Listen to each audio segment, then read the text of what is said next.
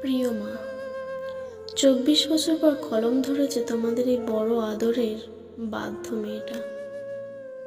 এতগুলো বছর পর লিখছি কেন জানো? কারণ তোমরা আজ আর এই পৃথিবীতে নেই বলে। জানো মা, গল্পটা খুবই সাধারণ। গল্পের নাম দিতে পারো সুখ কেনার গল্প। মেয়ের সুখ কিনতে গিয়েই তো আমার বিয়েটা দিলে তোমাদের পছন্দ করা ছেলের সাথে। তারপর থেকে 24টা বছর কাটিয়ে ফেলেছি। সবাই বলে বাবা মা নাকি ছেলে মেয়ের ভালো চায়। ভালোই যদি চায় তাহলে কেন আমি ভালো থাকতে পারলাম না? মেয়ের বিয়ে দিয়ে তোমরা কিন্তু ভালোই ছিলে, যেমনটি চেয়েছিলে ঠিক তেমনই পয়সাওয়ালা, সৎ, চরিত্রবান একটা ছেলে, একদম তোমাদের মনের মতো। বিয়েটা হলো আমার, অথচ আমার মতে নয়। জানো মা, আমি এই 24 বছর ধরে সেজে আছি এই সংসারে। তোমাদের কথা রেখেছি, তোমাদের সম্মান বজায় রাখতে পেরেছি, তাই তো দারুণভাবে অভিনয় করে যাচ্ছি তোমাদের সৎ চরিত্রবান জামাইয়ের সাথে। একটুও বুঝতে দিইনি, তোমরাও বুঝতে পারোনি। ছোটবেলার কথা খুব মনে পড়ে মা। আমার মন খারাপ থাকলে, শরীর অসুস্থ হলে, মিথ্যে কথা বললে তুমি ঠিক ধরে ফেলতে। তুমি বলতে মায়েদের কাছে মিথ্যে বলা যায় না, মায়ের মন সব বুঝতে পারে। ভেবেছিলাম তুমি অন্তত বুঝবে মেয়ের মনের কথা। মা বুঝতে পারবে না তা হয় নাকি? দেখলাম তুমিও বাবার মতোই গো ধরে বসে থাকলে। সেদিনের কথা ভাবলে চোখে জল আসে, যন্ত্রণাটা বুকের মধ্যে দলা পাকিয়ে ওঠে আজও।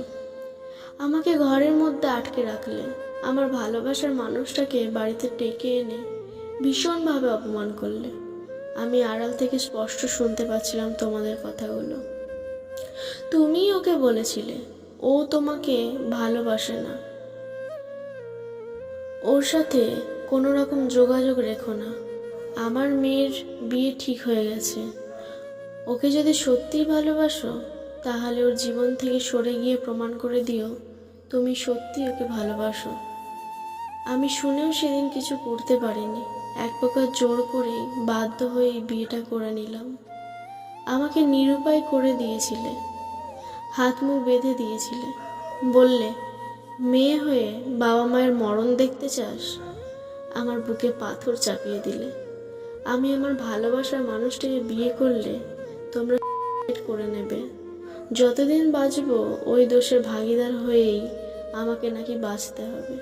জানো মা, আমাকে সবাই বলে ভাগ্যবতী। তোমাদের মতো বাবা মা পেয়েছি, অমন একটা সংসার পেয়েছি, ভালো মানুষ বর পেয়েছি। আমার আর কি চাই? ছোটবেলায় তোমাদের থেকে যা চেয়েছি তাই দিয়েছ, কোনো আবদার করনি। যখন ভালোবাসার মানুষটার কথা বললাম, বললে তোর অন্যায় আবদার তোর বাবা মেনে নেবে না। এদিকে দেখো, আবার বিয়ের পর থেকে আমাকে আর কোনো আবদার করতেই হয়নি, চাওয়ার আগে সব কিছু পেয়ে যায়। সত্যি মা, আমি ভাগ্যবতীই বটে। তবে অভিনয় করতে করতে আজ বড় ক্লান্ত। সুখী সংসারে সেরা বউ হয়ে উঠতে বেশি দিন টাইম লাগেনি। তোমরা প্রায়ই আমাকে বলতে বাবা মায়ের পছন্দে বিয়েটা করেছিলি বলে তাই আজ এত সুখী। তোমাদের কথা শুনে মনে মনে হাসতাম। সুখী হতে পারলাম কোথায় মা? সুখী তো হতে চেয়েছিলাম, আমার ভালোবাসার মানুষটার কথা তোমাকেই প্রথম বলেছিলাম।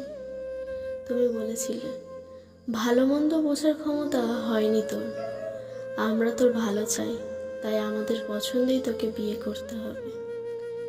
তাই তো এমন একটা সুখের বাসা কিনে দিলে। সে বাসায় আমার গভীর অসুখ। তবে হ্যাঁ, আমার জীবন থেকে ভালোবাসার মানুষটাকে কেড়ে নিলেও মন থেকে কেড়ে নিতে পারোনি। 24 বছরে তাকে একটুও ভুলতে পারিনি, তাই আজও কেঁদে বুক ভাসাই। মনের মন্দিরে তাকেই শুধু পুজো করি। যতবার ভেবেছি নতুনকে নিয়ে বাঁচব, ততবারই আমার প্রাক্তনকে আরো বেশি করে ভালোবেসে ফেলেছি। তবে একটা কথা মা, লোক সমাজে, তোমাদের সোসাইটিতে তোমরা জিতে গেলেও জিততে পারোনি আমার কাছে, আমার প্রাক্তনের কাছে। তোমাদের কথা সে রেখেছে, সত্যিকারে ভালোবাসার প্রমাণ দিয়েছে সে আমার জীবন থেকে সরে গিয়ে। কিন্তু তার মন থেকে আমাকে সরাতে পারোনি বোধহয়, যেমনটা আমার মন থেকে তাকে সরিয়ে দিইনি। জীবনের বাদবাকি বছরগুলো ঠিক এইভাবেই চলবো, সুখী জীবনের অভিনয় করে। সত্যিকারে ভালোবাসলে তাকে মন থেকে সরানো যায় না কোনোদিন, আর সরাতেও পারবো না। তবে ভীষণ কষ্ট পাই সুখী জীবনের অভিনয় করে নয়, কষ্ট হয় জীবন্ত লাশ হয়ে বেঁচে থাকতে হয় বলে।